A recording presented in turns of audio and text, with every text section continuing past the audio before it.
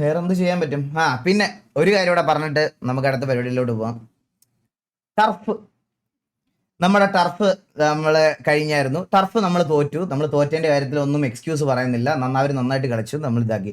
ഈ ടർഫ് തോറ്റു കഴിഞ്ഞപ്പം അതിനകത്ത് ഒരു അണ്ണം മാസ് അടിച്ചപ്പോൾ തന്നെ പുള്ളിക്ക് മനസ്സിലായി ഇത് കയ്യിൽ നിന്ന് പോയെന്ന്. അപ്പൊ പിന്നെ ഒരു മെസ്സേജ് കൂടെ ഇട്ട്, ടർഫ് പോയാലും കുഴപ്പമില്ല, ടർഫ് പോയാലും കുഴപ്പമില്ല എന്ന് പറഞ്ഞിട്ട് ഒരു മെസ്സേജ് കൂടെ മെസ്സേജ് ഇട്ടാണ്. അപ്പൊ ഞാൻ അന്നേരം FRP വലിക്കണ്ട എന്നുള്ള രീതിയിൽ ഇരിക്കുമായിരുന്നു. ഇവന്റെ വെളിയിലത്തെ മെസ്സേജ് കണ്ടപ്പോഴാണ്, അല്ലാതെ അമ്പിയും കുമ്പിയും ഒന്നും ആയതല്ല, ഇവന്റെ വെളിയിലത്തെ മെസ്സേജ് കണ്ടപ്പോഴാണ് ഞാൻ ട്രിഗർ ആയിട്ട് എന്നാ പിന്നെ വലിച്ചു കൊടുക്കാന്ന് വിചാരിച്ച് വലിച്ചത്. അപ്പോ ഈ കരയുന്ന പുതിയ ആൾക്കാർക്കും അല്ലെങ്കിൽ ഇപ്പം വന്ന ഓഡിയൻസിന് നമ്മുടെ പഴയ കാര്യം അറിയത്തില്ല. അതുകൊണ്ട് ഞാൻ ഒന്നുകൂടി എടുത്ത് പറയുവാണ്. നമ്മൾ ഓൾറെഡി ഇവന്മാരുടെ നിന്ന് ടർഫ് അടിച്ചെടുത്തിട്ട് ജസ്റ്റ് ഒരു വാക്കിംഗ് സ്റ്റൈൽ മാറിക്കിടന്നു എന്ന് പറഞ്ഞ് VC പോയിരുന്ന് കരഞ്ഞ് തൂറി മെഴുകി മേടിച്ചുകൊണ്ട് പോയതാണ് ഞങ്ങളുടെ നിന്ന്. എന്നിട്ട് ഞങ്ങളുടെ അടുത്ത ദിവസം വന്ന് എക്സലാൻറ്റിസി എന്ന് പറഞ്ഞ് റീടർഫ് കളിക്കണമെന്ന്. ഞങ്ങൾ ഒന്ന് തർക്കിക്കാൻ പോലും ഞങ്ങൾ പോയില്ല. കാരണം എന്താന്ന് വെച്ചാൽ വാക്കിംഗ് സ്റ്റൈൽ മാറ്റാൻ പാടില്ല. വാക്കിംഗ് സ്റ്റൈൽ എന്ന് പറഞ്ഞാൽ നിങ്ങൾക്ക് ഞാൻ പറഞ്ഞില്ല, അതിനകത്ത് ഏത് വാക്കിംഗ് ഫ്ലീ അല്ലടാ ഇട്ടെ, ഫ്ലീ ആയിരുന്നോ നമ്മൾ വാക്കിംഗ് സ്റ്റൈൽ ഇട്ടത്? ഏതോ ഒരു വാക്കിംഗ് സ്റ്റൈൽ ഫ്ലീ എന്തോ ആണ്, നമ്മള് ഫ്ലീ 3 ആണ് നമ്മൾ വാക്കിംഗ് സ്റ്റൈൽ ഇട്ടത്. ആ വാക്കിംഗ് സ്റ്റൈലിന്റെ പേരിൽ ഗണ്ണ് 1v1 തോറ്റ് ടർഫ് നമ്മൾ എടുത്തിട്ട് പോലും കരഞ്ഞ് അവിടെ വന്നിട്ട് മുതുകരത്തിലായിരുന്നു. ഒത്തിരി ഇവന്മാര് പറ്റി സ്കൂൾ വിട്ട പോലെ ഒരു 10-20 പിള്ളേരും ടീച്ചർ പറഞ്ഞ് എത്ര നേരം കൊണ്ട് കേൾക്കും. അപ്പൊ പുള്ളി അപ്പൊ തന്നെ നമ്മൾ വിളിച്ചിട്ട് ഞാൻ പറഞ്ഞു എനിക്ക് കാര്യം മനസ്സിലായി, തർക്കിക്കണ്ട, നമുക്ക് വിടാം എന്നുള്ള രീതിയിൽ ഓൾറെഡി പറഞ്ഞ് ഞങ്ങൾ റീടർഫ് കളിക്കാൻ അടുത്ത ദിവസം നമ്മൾ വന്നു. ഓക്കെ, നമുക്കത് വീണ്ടും അടിച്ചെടുക്കാൻ പറ്റിയില്ല. പിന്നെ നമ്മൾ എടുത്തത് പിന്നെ ഇപ്പോഴാണ് ഈ റീസെന്റ് നമ്മൾ ടർഫ് എടുത്തു കഴിഞ്ഞിട്ട് ഇവന്മാര് എന്നിട്ട് എന്ത് ചെയ്യാന്ന് വെച്ചാൽ ഇവര് പറഞ്ഞ് ടർഫിൽ FRP വന്നാൽ തിരിച്ച് ഒന്നെങ്കിൽ ടർഫ് TVക്ക് കൊടുക്കും, അല്ലെങ്കിൽ ഏത് ടീമാണോ ഡിഫെൻഡ് ചെയ്തിരുന്നത് അവർക്ക് കൊടുക്കും, അല്ലെങ്കിൽ റീടർഫ് വെക്കും. ഞാൻ പറഞ്ഞു റീടർഫിന് ഞങ്ങൾ റെഡിയാ റീടർഫിന് നമ്മൾ ഒന്നുകൂടെ കളിച്ച് അടിച്ചെടുക്കാൻ നമ്മൾ റെഡിയാന്ന് പറഞ്ഞ്. അപ്പോഴത്തേക്കിന് ഇവര് വന്നിട്ട് നമുക്ക് കളിക്കാൻ താല്പര്യമില്ല, ഇത് നമ്മൾ ദാനമായിട്ട് കൊടുക്കുക. ദാനമല്ല ശിഖണ്ഡി PP, നിന്റെ ദാനമല്ല. തന്തയിലായ്മ കാണിച്ചാൽ സെർവറിൽ ഇതുണ്ട്, മനസ്സിലായ? ഈ സെർവറിനകത്ത് റൂളാണത്. ആ റൂള് കീപ്പ് ചെയ്ത് കളിക്കാൻ പഠിക്കണം.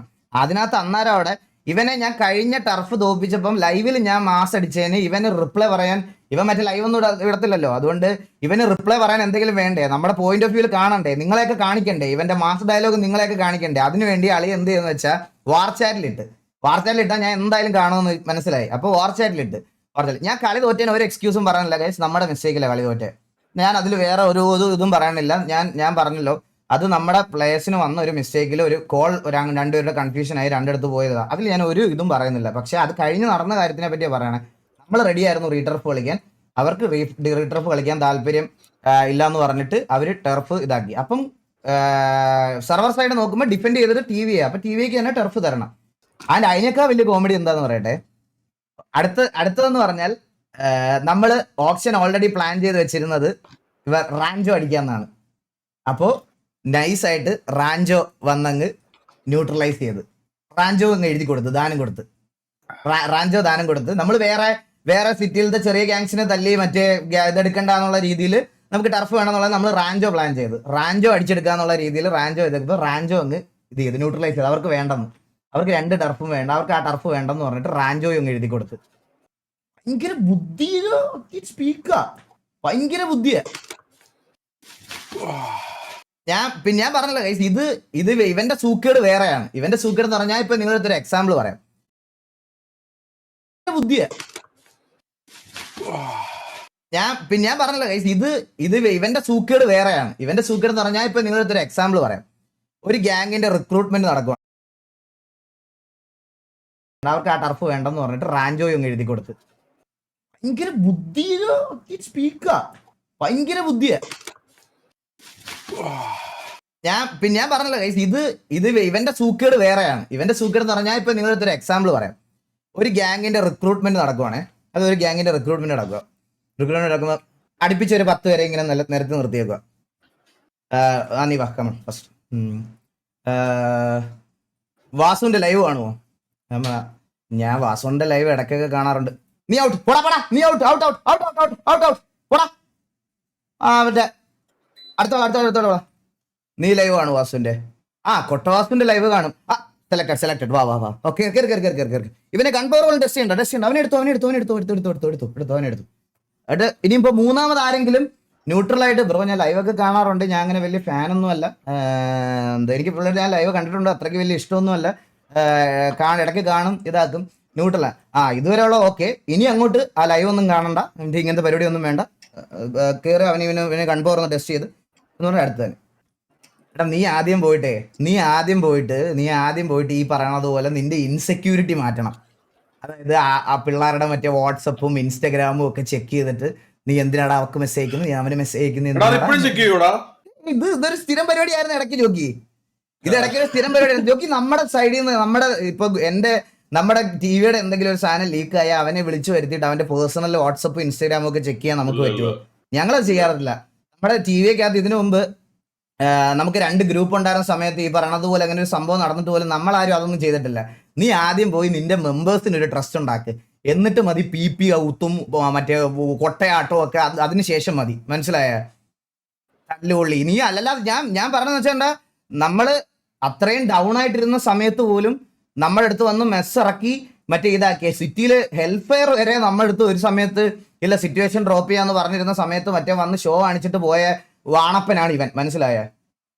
അത്രയും ഫ്രസ്ട്രേഷൻ അവന്റെ ഉള്ളിലുണ്ട്. എന്നിട്ടും വെച്ച് കൊടുത്ത് 21 പേരെ വെച്ച് 29 പേരെ അടിച്ച് കൊടുത്തിട്ടാണ് ഞങ്ങൾ ഇവിടെ നിന്ന് സംസാരിക്കുന്നത്, അല്ലാതെ അടി കൊണ്ടിട്ടല്ല സംസാരിക്കുന്നത്. അത് കഴിഞ്ഞതിന് ശേഷം ഇവന്മാരുടെ 2 പേരെ കഴിഞ്ഞ ദിവസം സിറ്റിയിലിട്ട് തല്ലിയിട്ട് വഴി വെട്ടി ഓടി.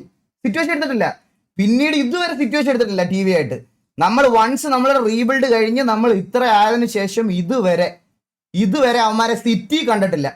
സിറ്റിയിൽ അവരാധിച്ചാൽ പോലും ഡ്രോപ്പ് ചെയ്ത് ഓടിക്കളയും.